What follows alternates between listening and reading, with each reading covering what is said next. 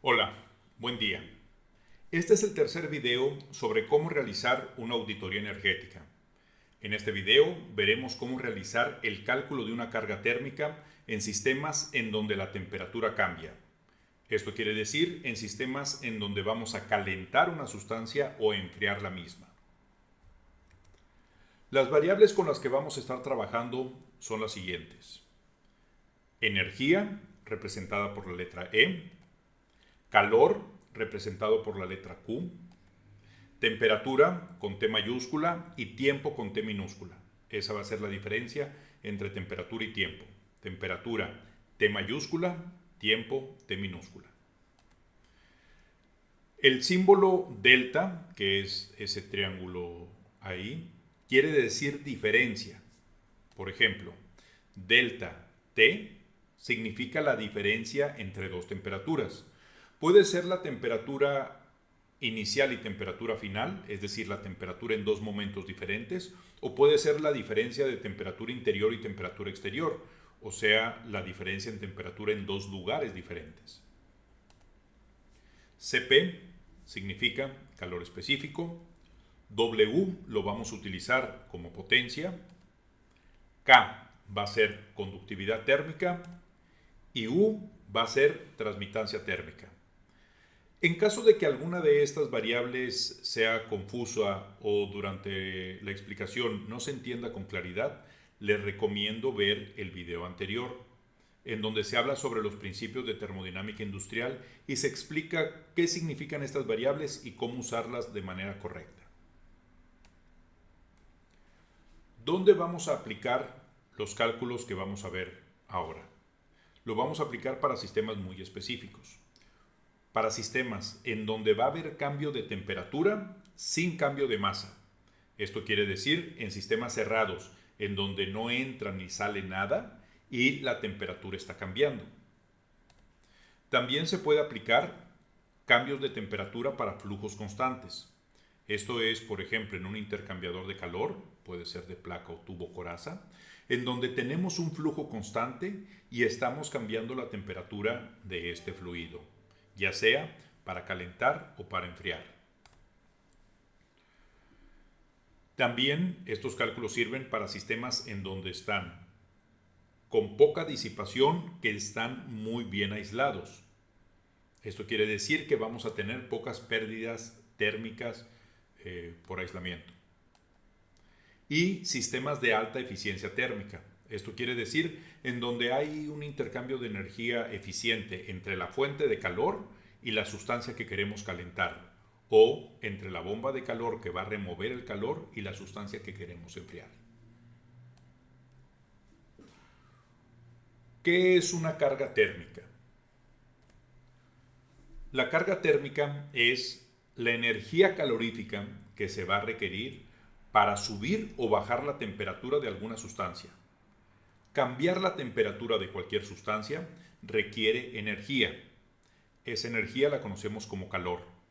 Y ese calor es la carga térmica que vamos a describir aquí. Para calcular este calor se necesita saber tres factores. Primero, la cantidad de materia que vamos a calentar o enfriar. Entre más materia tengamos, más calor vamos a necesitar. La diferencia de temperatura entre la temperatura a la que inicia y la temperatura a la que termina. Si queremos elevar algo 20 grados, vamos a requerir una cantidad de calor. Si queremos elevar algo 60 grados, vamos a requerir más calor para poderlo lograr. Y tercero, el calor específico de la sustancia. Esto quiere decir la propiedad de la sustancia para absorber calor y cambiar temperatura con el mismo. Cada sustancia tiene un calor específico diferente. La ecuación clave que vamos a estar viendo es la siguiente.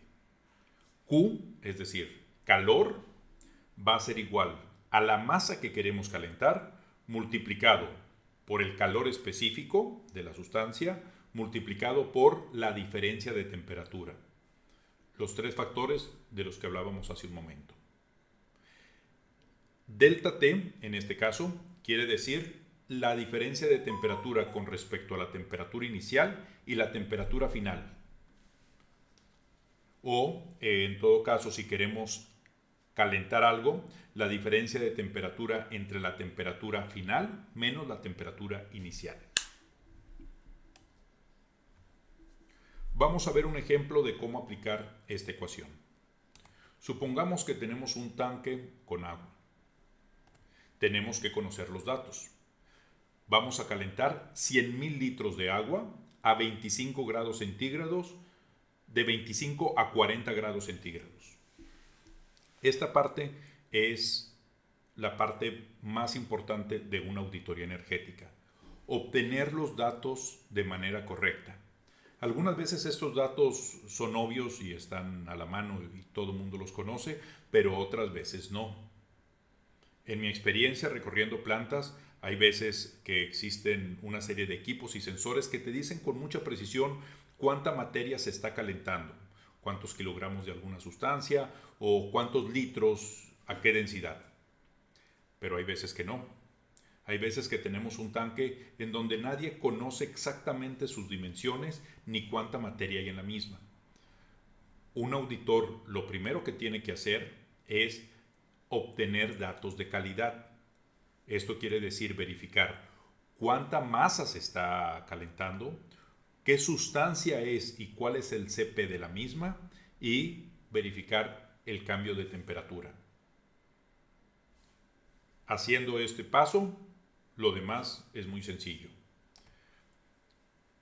La masa, 100.000 kilogramos. El CP del agua es 4.186 kilojoules entre kilogramo grado centígrado. El delta T, que es la diferencia entre 40 grados centígrados y 25 grados centígrados, es 15. Y hacemos la operación. A la hora de multiplicar tenemos que verificar que las unidades haya un balance correcto. Entonces vamos a eliminar kilogramos con kilogramos. Grados centígrados se elimina con grados centígrados y únicamente nos queda kilojoules. Haciendo la multiplicación tenemos que la cantidad de calor necesaria para calentar 100.000 litros de agua de 25 a 40 grados centígrados es 6.279.000 kilojoules o 6.279 gigajoules. Es importante aclarar que no importa la fuente de esta energía. Esta es la cantidad de calor que necesitamos. No importa si el calor viene del vapor, o viene de un sistema eléctrico, o viene de fuego directo, o viene con un aceite térmico, o viene de cualquier otra fuente. La cantidad de calor que necesitamos es esta. ¿De dónde lo vamos a obtener? Será algo que veremos después. Otra cuestión que es importante recalcar es que cuando calentamos algo, no solo estamos calentando la sustancia, sino que también calentamos el recipiente que contiene la sustancia. Entonces, no solo necesitamos hacer el cálculo de la carga térmica de la sustancia a calentar, sino también del recipiente de la misma. En este caso, es un recipiente de acero de 2.2 toneladas que va a tener exactamente el mismo cambio de temperatura que la sustancia, de 25 a 40 grados centígrados. Conocemos la masa, conocemos el calor específico del acero, punto 460, y conocemos el cambio de temperatura. Con esto podemos hacer el cálculo y a la hora de multiplicar estos tres factores, obtenemos 151 kilojoules o 0.15 gigajoules. Si se fijan, es un valor bastante menor que el calculado anteriormente.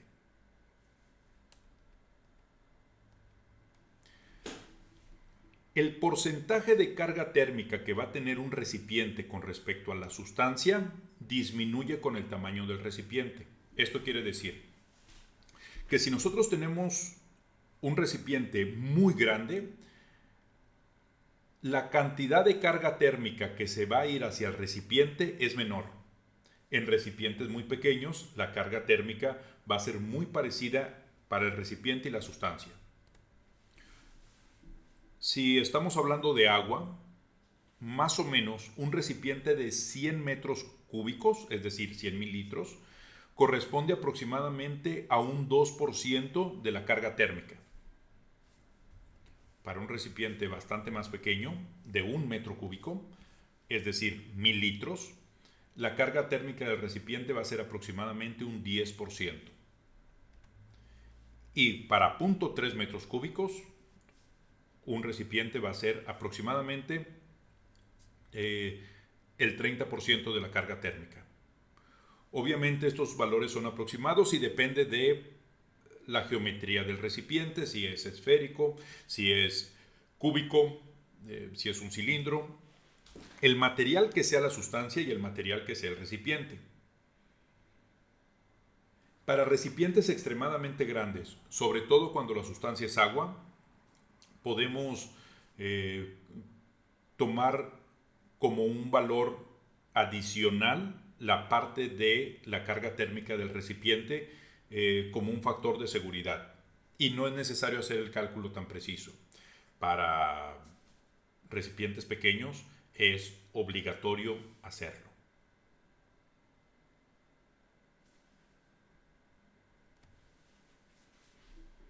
Ahora, una cuestión que no hemos mencionado es ¿qué tanto tiempo vamos a requerir para calentar? Sabemos que necesitamos cierta cantidad de energía para calentar la sustancia y su recipiente.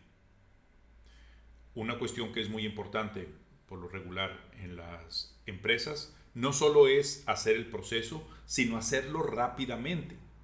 Para esto necesitamos calcular la potencia. La potencia es básicamente el calor dividido entre el tiempo.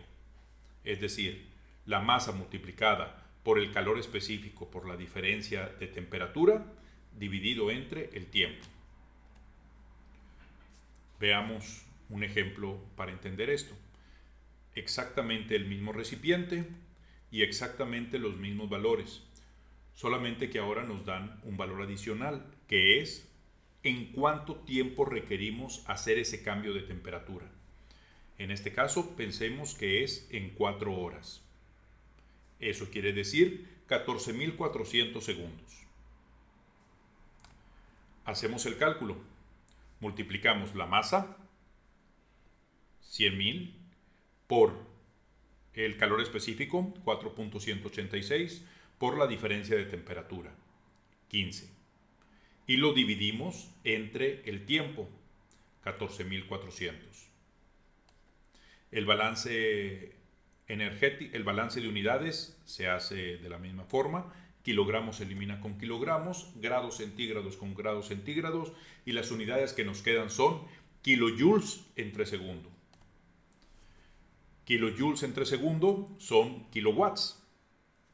El resultado son 436 kilowatts. Si tenemos exactamente la misma situación, pero en lugar de quererlo calentar en 4 horas, lo queremos calentar en 30 minutos, es decir, media hora, vamos a hacer la misma operación. Solamente que en lugar de dividir entre 14.400, vamos a dividir entre 1.800 segundos.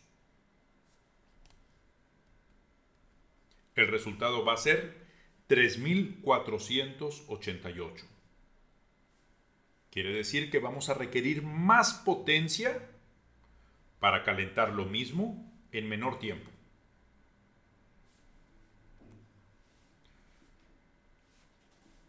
Una situación que se da muchas veces es que nosotros requerimos calentar una sustancia a una cierta temperatura, pero no necesitamos calentarla de una manera constante, sino que el proceso, por algún motivo, nos pide calentar más rápido en ciertos momentos que en otros.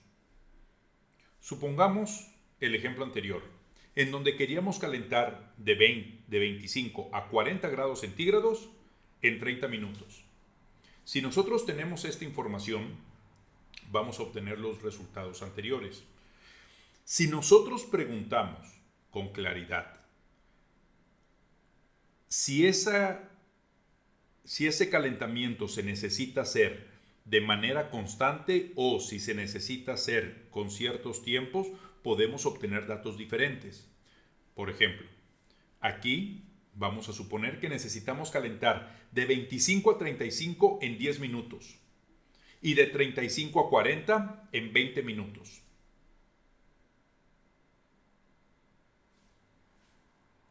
¿Cuál va a ser los resultados?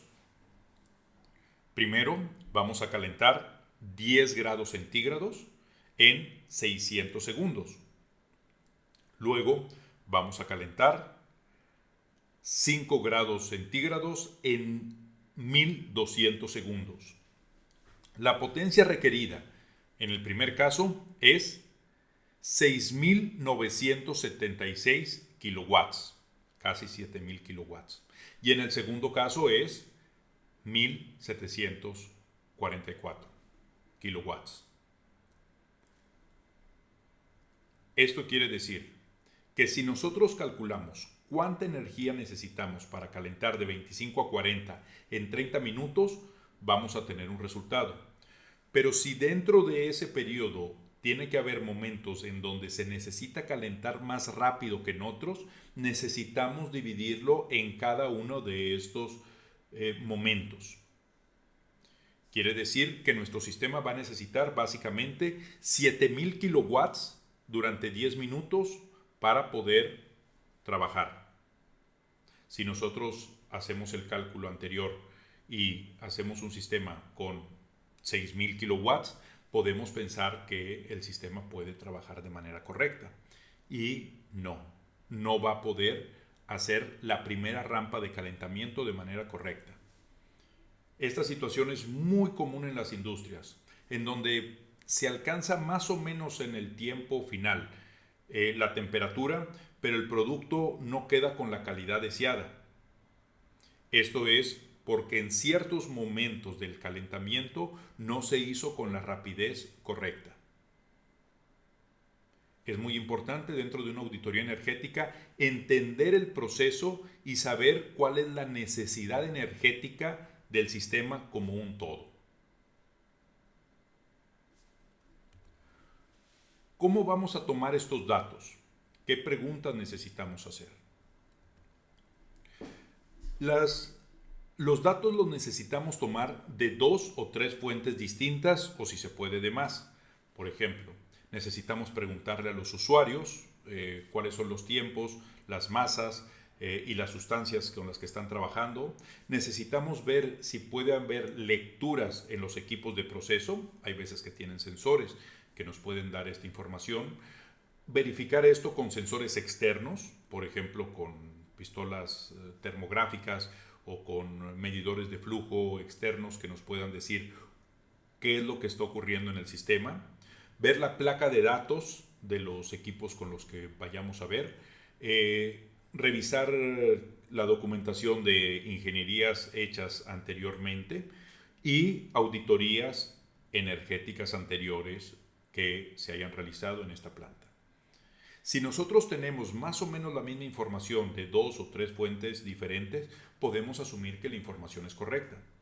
Si la información no coincide en 2 o 3 fuentes, necesitamos verificar en dónde está el error y cuáles son los datos correctos. Dentro de las mejoras que se tendrían que aplicar en estos casos, sería mejorar la información que se tenga con respecto a los datos de procesos energéticos. Otro punto es asumir siempre el peor escenario. Por ejemplo, si la temperatura ambiente oscila en algún lugar entre 20 y 30 grados centígrados y queremos calentar algo, vamos a asumir que la temperatura exterior es de 20 grados centígrados, es decir, lo más frío posible. Y en este caso vamos a poder calentar de la manera adecuada en cualquier situación. Ahora, si el peor escenario posible y el mejor escenario posible son muy diferentes, necesitamos hacer 2 análisis diferentes. Un ejemplo, en algún lugar del desierto mexicano, pensemos en Chihuahua, en el exterior hay veces que estamos a temperaturas de menos 10 grados centígrados y en otros momentos estamos a 40 grados centígrados. La diferencia es muy grande. Entonces, la carga térmica que va a tener el sistema a menos 10 grados centígrados y a 40 grados centígrados va a ser muy diferente. Necesitamos analizar cuál sería la carga térmica en un estado y en otro. Si la diferencia de estados es muy pequeño, con considerar el peor escenario posible, los demás estados también los podemos manejar de manera correcta.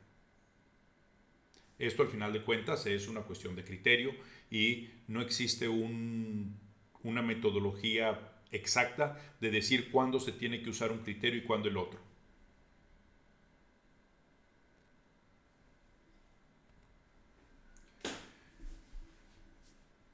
En este caso,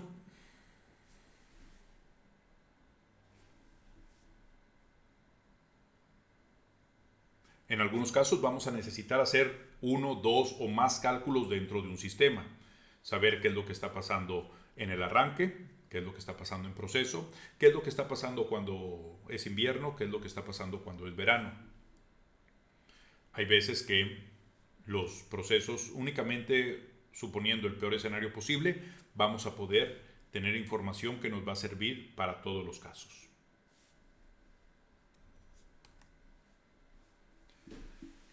¿Qué datos necesitamos tomar?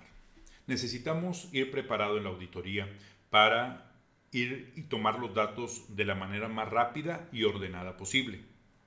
En esta tabla se va a hablar sobre cuáles son los datos que se necesitan para este tipo de sistemas en donde vamos a calcular cargas térmicas de sistemas en donde queremos calentar o enfriar algo. Necesitamos obviamente tomar la fecha en donde se están tomando los datos, el usuario o el proceso en el que estamos revisando, cuál es la masa de la sustancia o del recipiente, cuál es la temperatura inicial, la temperatura final, cuál es la sustancia que estamos analizando y durante cuánto tiempo se requiere hacer este calentamiento.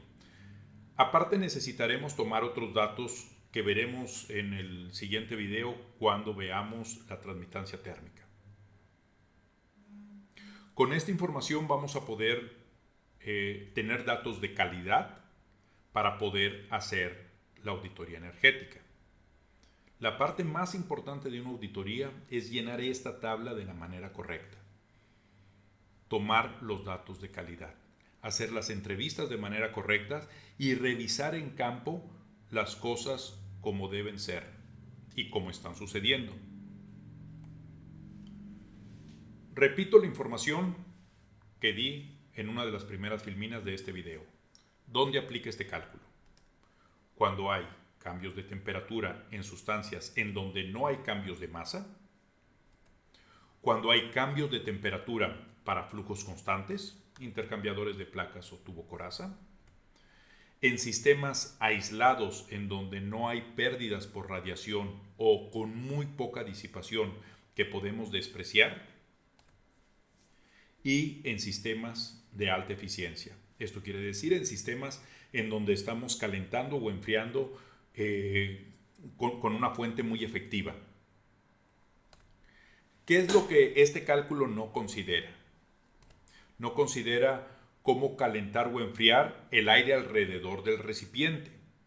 Para esto necesitamos conocer la transmitancia térmica. Es decir, este cálculo no toma en cuenta disipación.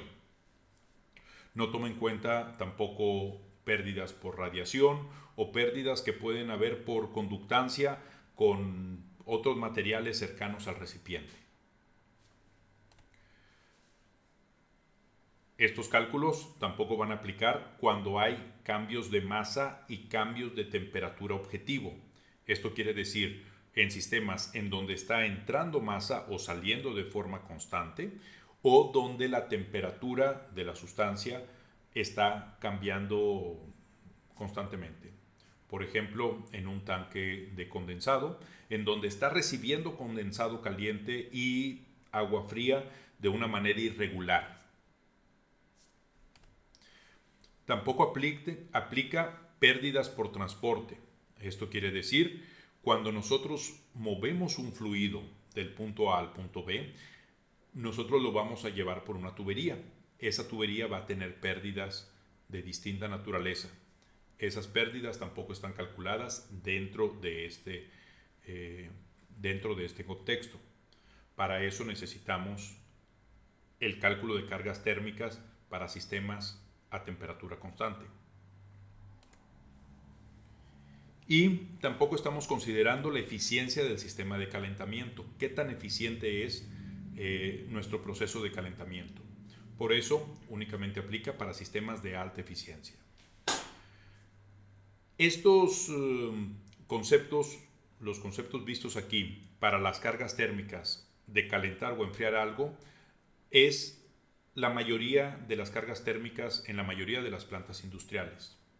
Si ustedes hacen este cálculo, ustedes van a poder ver en dónde están sus mayores usuarios de energía, en dónde es en donde se requiere más energía dentro de la planta para calentar o enfriar algo. Los otros tipos de cargas térmicas pueden llegar a ser poco considerables dependiendo del tamaño del sistema. En el siguiente video vamos a ver la transmitancia térmica, que nos va a servir para calcular las cargas térmicas en sistemas en donde queremos mantener una temperatura constante y donde vayamos a ver pérdidas por transporte, por eficiencia del sistema de calentamiento y disipación de energía en general. Muchas gracias.